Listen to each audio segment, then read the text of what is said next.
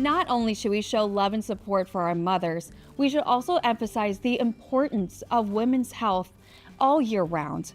Join us for an important discussion on why moms should show a little more love and care for themselves in addition to their families, physically, mentally, and emotionally. Joining us is Dr. Blanda, Buckeye's medical director. Thank you for joining us, Doctor. Thank you for having me. First, tell us about the importance of women balancing taking care of their own health in addition to their families. Moms have so many priorities that they have to place in their lifetime, but one of the most important things we say is that they need to place their own health as a priority. So before you put oxygen on everyone else, you need to put oxygen on yourself.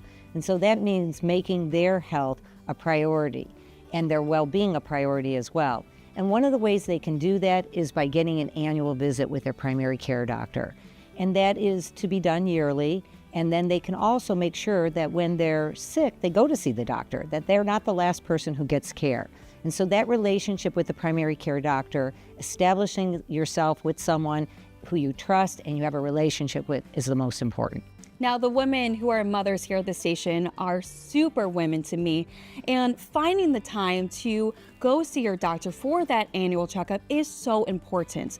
So tell us, what can mothers do to make the most out of that time with their primary care doctor?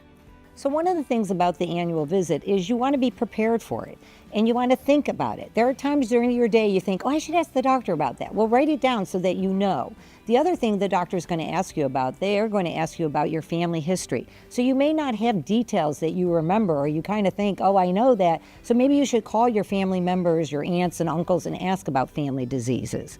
They're going to ask you about your medications, so make sure you have a list of your medications, and that if you're having side effects or issues, that you talk to the doctor about those side effects and issues.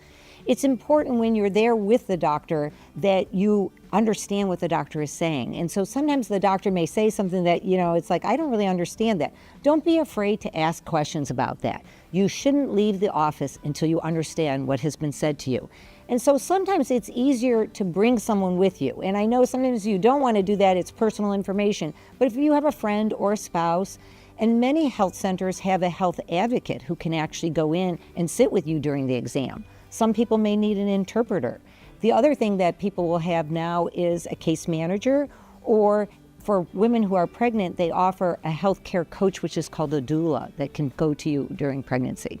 And one of the more common parts of having your routine doctor's visits is screening. So tell us about some of those screenings that women need to have.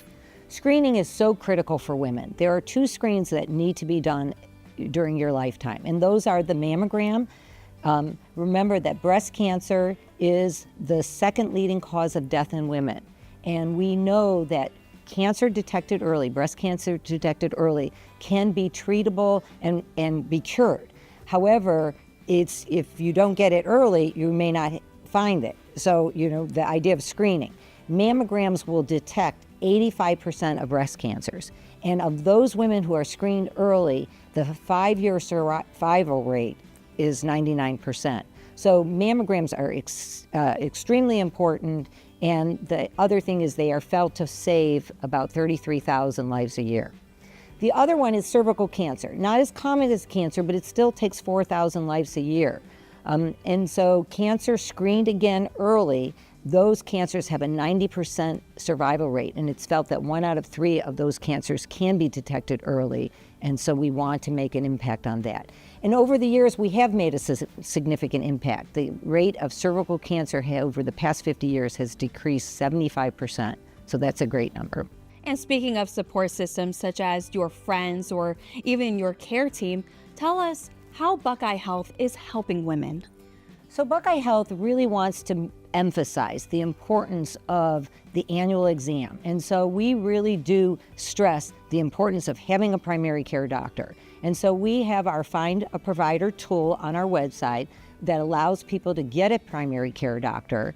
And we also encourage people through what we call a My Pay Rewards system. It's an incentive program, and it gives an incentive to our members who will get an incentive if they go to an annual exam. For women, if they do their mammography every year, and that is for women between the ages of 50 and 74, for cervical cancer screening for women between the ages of 21 and 64. And the other one that we do that we always forget is the diabetes. Women who have diabetes really need to know more than just their hemoglobin A1C. They need to be getting eye exams, and they also need to be having their kidney function evaluated. So Buckeye incentivizes our people through those MyPay rewards. The MyPay rewards is a voucher card that you can use for home care products, for nutritious food. You can use it for rent and utilities and childcare. And the other thing I want to mention is that those exams are have no out-of-pocket expense to anyone. Well, thank you so much for all that you do, Dr. Blanda and Buckeye Health. And for you to learn more information from Buckeye Health, just visit their website on your screen.